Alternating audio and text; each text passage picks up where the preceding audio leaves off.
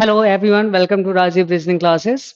आज के क्लास में हम लोग पजल करने वाले हैं।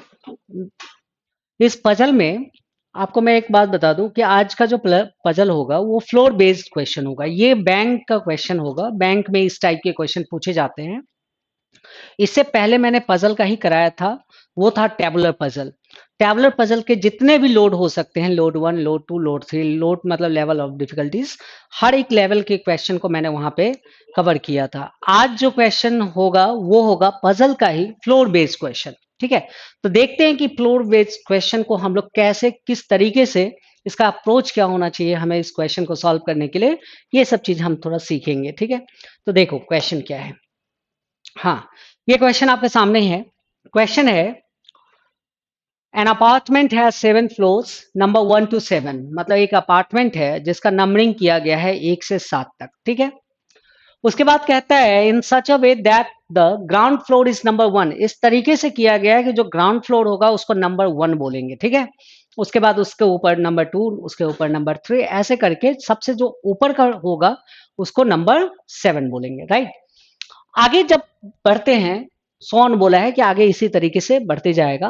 आगे जब हम बढ़ते हैं तो कहता है and the top most floor is number 7, top most number 7 होगा, सबसे ऊपर का नंबर 7 होगा। ठीक है, 1 आउट ऑफ 7 पीपल इज, मतलब बोला गया है कि इसमें से एक ऐसा होगा, जैसे PQRSTUV lives on the 1 floor, मतलब जितने भी मेंबर हैं सभी में से सब एक एक फ्लोर पे एक एक आदमी रह रहा है। ठीक है, ऐसा नहीं है कि एक ही फ्लोर पे दो चार, ऐसा इसलिए उसने बता दिया है एक फ्लोर पे सिंगल एक आदमी ही रह रहा है। राइट, आगे फिर कह रहा है क्या, आगे फिर देखो, आगे क्वेश्चन ये कह रहा है कि अब यहां से क्वेश्चन स्टार्ट, यहां तक तो आपको बताया कि क्या क्या कैसे कैसे किया, यहां से डायरेक्ट स्टार्ट हो रहा है।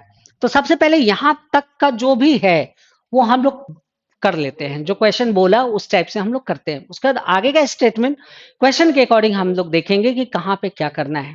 ठीक है, तो देखो क्वेश्चन को सॉल्व कैसे करेंगे। तो इसके लिए मैं थोड़ा सा स्पेस बनाता हूँ, इसको छोटा कर देता हूँ। हिंदी में भी है, अगर आप हिंदी में करना चाहते हो तो आप हिंदी देख लेना, और बाकी फिर ऐसे हम लोग देखते हैं। मैं हिंदी में भी बोलूंगा पूरा डिटेल में, इसलिए आपको ये कोई दिक्कत नहीं होनी चाहिए इसमें। अब इस ये देखो, यहाँ पे एक चीज और थोड़ा देख लेता हूँ। हाँ, फ्लोर इमीडिएटली, ठीक है।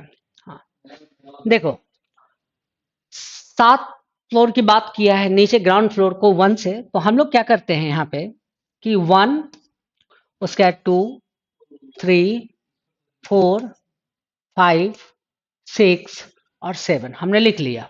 ठीक है, देखो क्वेश्चन में बोला था टॉप मोस्ट फ्लोर से हम नंबर 7 और ग्राउंड फ्लोर नंबर 1 हमने कर दिया। अब यहां तक कर रहा है कि PQRS सभी एक एक, इतना तक चलो ठीक है, आगे बढ़ते हैं, बहुत हो गया ये सब चीज, ज्यादा नहीं, तुरंत जितना जल्दी फास्ट हो सके आपको इसको पढ़ के जल्दी करना है, बस इतना आपको समझ जाना है। सॉरी, आगे देखो, यहां से स्टार्ट करो। यहां से आपका स्टार्ट होता है, क्या होता है कि R does not live in odd number floor. अब देखो, जब कह रहा है ना कि आप इसको पहले जो हिंट है ना, ऐसा करो कि आप हिंट को नंबर करके लिख लो अलग से, उसके बाद हम क्वेश्चन को दोबारा नहीं पढ़ेंगे, बस हो गया, एक बार पढ़ के क्वेश्चन को भूल जाएंगे। अब डायरेक्ट जो हमारे पास इंफॉर्मेशन होगा, जो हिंट होगा, उसी को देख करके हम इसको बनाएंगे। ठीक है, तो कह रहा है कि आर जो है, आर आर जो है ऑड नंबर फ्लोर पे नहीं रहता है। इसका मतलब ऑड नंबर फ्लोर कौन कौन है, 1 है, या फिर 3 है, या फिर 5 है, या फिर 7 है, इस पे नहीं रहता है। तो क्रॉस कर दिया हमने कि नहीं रहता है। आगे जब पढ़ते हैं तो कह रहा है क्या, अच्छा ये बताओ, आर जब इन सभी पे नहीं रहता है तो अब बताओ कि आर यहां से, इट मीन्स दैट क्या हुआ कि आर कहाँ रहता होगा। अगर 4 फ्लोर पे नहीं है तो आर का कितना, 3, तो इसका मतलब है कि आर जो है या तो 2 पे रहता होगा, या 4 पे रहता होगा, या फिर 6 पे रहता होगा। ठीक है, अब देखो यहाँ पे जो पॉसिबिलिटी है उसको लेके हम डायग्राम पे इसलिए नहीं रख रहे हैं कि यहाँ पे बहुत ज्यादा पॉसिबिलिटी है, 3 पॉसिबिलिटी है। एक बात बता दूं, जब भी आप पजल करो तो 2 पॉसिबिलिटी हो तब तो आप डायग्राम पे लेके जाओ, 2 से अगर ज्यादा पॉसिबिलिटी होता है तो आप थोड़ा देर के लिए वेट करो, आगे का स्टेटमेंट देखो, आगे के स्टेटमेंट से अगर कनेक्शन को जुड़ता है तभी जाके। अब ऐसा नहीं कि 3 पॉसिबिलिटी को लेकर के हम डायरेक्ट यहाँ पे करने लगे, कभी नहीं करेंगे, उससे हमारा पजल और भी पजल्ड हो जाएगा। ठीक है, इसलिए उतना दिमाग नहीं लगाएंगे। ठीक, रहने देंगे, जो लिख दिया रहने दिया।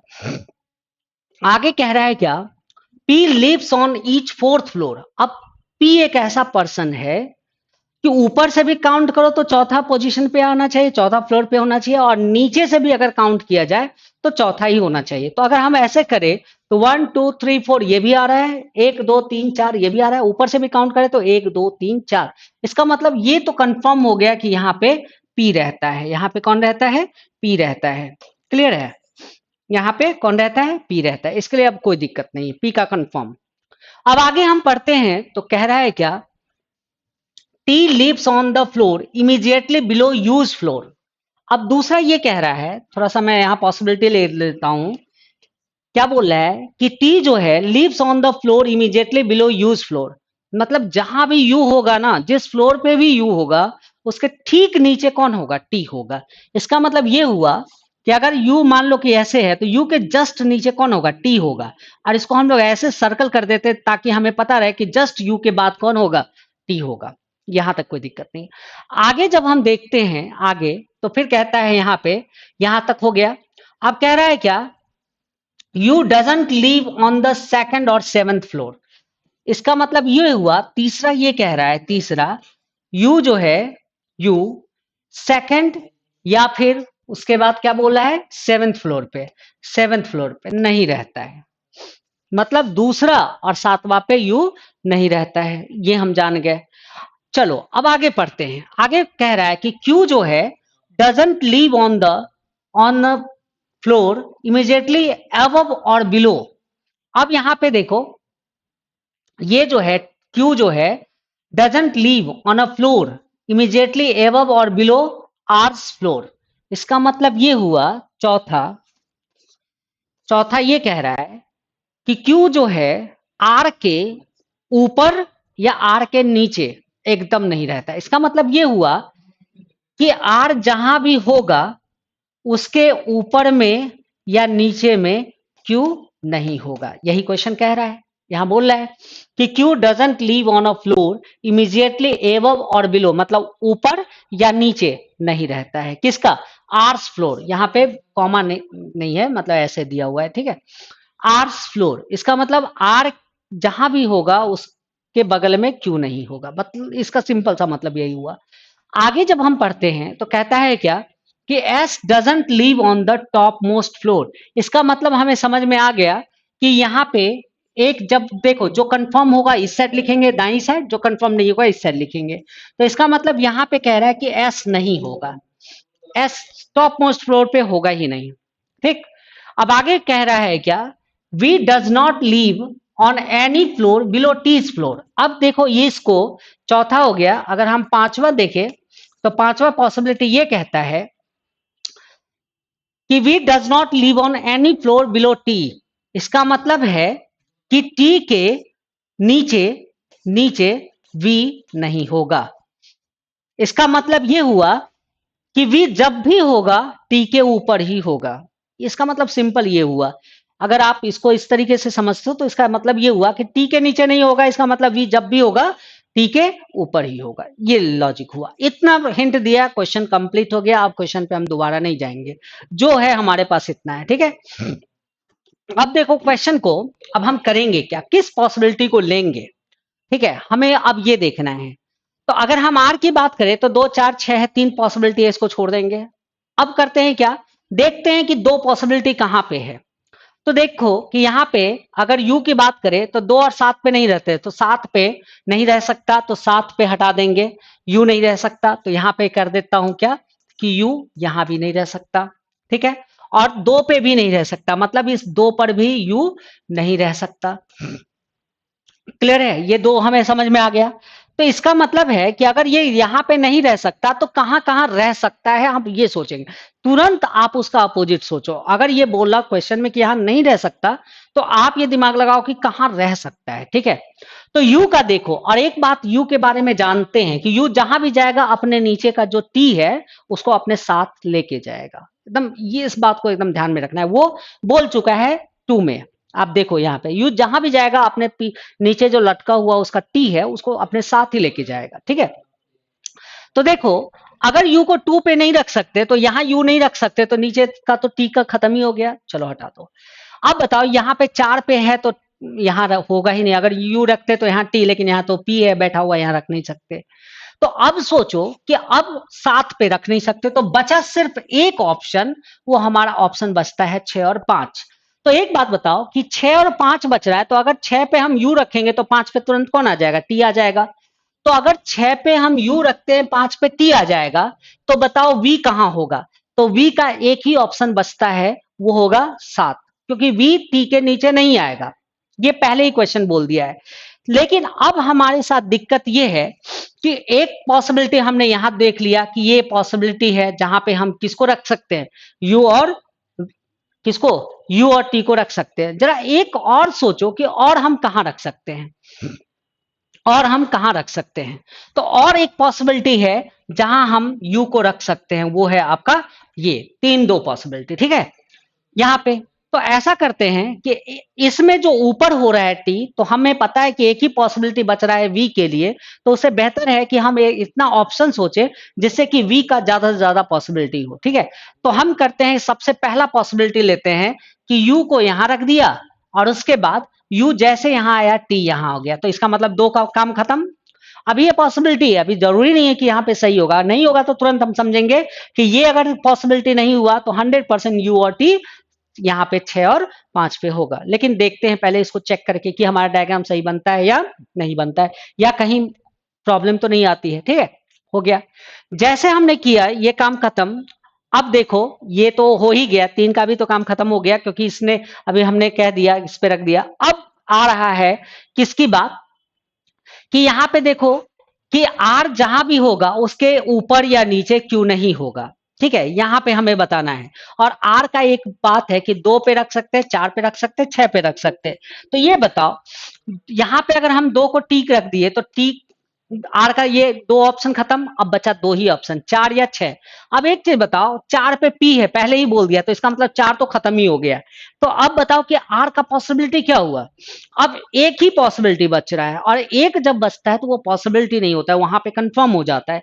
इसका मतलब ये हुआ कि यहां पे हम किसको रख देंगे, आर को रख देंगे, ठीक है। जैसे ही हमने आर को रखा, तो अब यहां चौथा में देखते हैं कि आर के ऊपर या नीचे क्यों नहीं होना चाहिए। इसका मतलब 7 पे या 5 पे क्यों नहीं होगा। तो क्यों के लिए बचा कौन सा ऑप्शन, बस एकमात्र ऑप्शन है, वो है 1। तो यहां पे हम क्यू को रख देंगे, यहां पे हम किसको रख देंगे, क्यू को रख देंगे। हमने क्या रख दिया, क्यू को रख दिया। अब 1 पे हमने क्यू को रख दिया, यहाँ 2 का हो गया, यहाँ 3 का हो गया, यहाँ ये हो गया। अब आर का भी हो ही गया, इसका काम कंप्लीट हो गया। कि देखते हैं क्या कि आर के ऊपर नीचे का जगह था, वहां पे हमने क्यू को रखा ही नहीं, हटा दिया, ठीक है। अब देखो यहाँ पे एक बात कि टी तो नीचे आ गया ना, तो इसका मतलब है कि टी के नीचे अब जगह ही नहीं है जो कि वी को रखेंगे। इसका मतलब वी जब भी होगा अब टी के ऊपर ही होगा। इसका मतलब हमें लग रहा है यहीं से कि हमारा क्वेश्चन जो है कुछ हद तक 90% हमें लग रहा है कि ये सही जा रहा है, ठीक है। वो कंफर्म हो जाएगा आगे भी, लेकिन देख लेते हैं क्या होगा। अब हमारे पास 2 बचे हुए हैं, एक वी और एक एस, 2 है। लेकिन एस के बारे में बोल दिया है कि वो 7 पे नहीं रख सकते, और 2 ही प्लेस बचा हुआ है, एक 7 और 5 बचा हुआ है, जिसमें एस 7 पे नहीं रखा जा सकता। तो एस 100% हम समझ रहे हैं कि वहां कहां रखा जाएगा, 5 पे। आ गया 5 पे। अब जैसे ही 5 पे, तो एक ही प्लेस बच रहा है, और वहां पे कोई ऐसा कुछ नहीं बोला है कि वी नहीं रख सकते, कुछ नहीं रख सकते। तो हम क्या करेंगे, 7 पे वी को रख देंगे, रख दिया।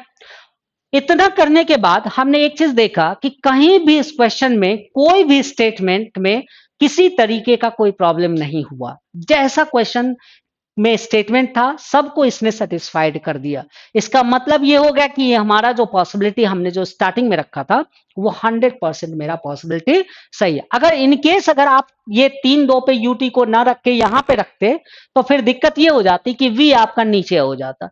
जैसे नीचे होता तो ये जो 5 नंबर वाला जो स्टेटमेंट है ये गलत हो जाता। तो गलत जैसे होता तो हम गलत करते। लेकिन कोई बात नहीं, अगर 6 5 पे अगर कोई गलती से रख देता है तो कुछ ही 1 2 स्टेटमेंट में ही उसको समझ में आ जाएगा कि ये पॉसिबिलिटी गलत है। तो दो ही पॉसिबिलिटी है, या तो 6-5 या 3-2।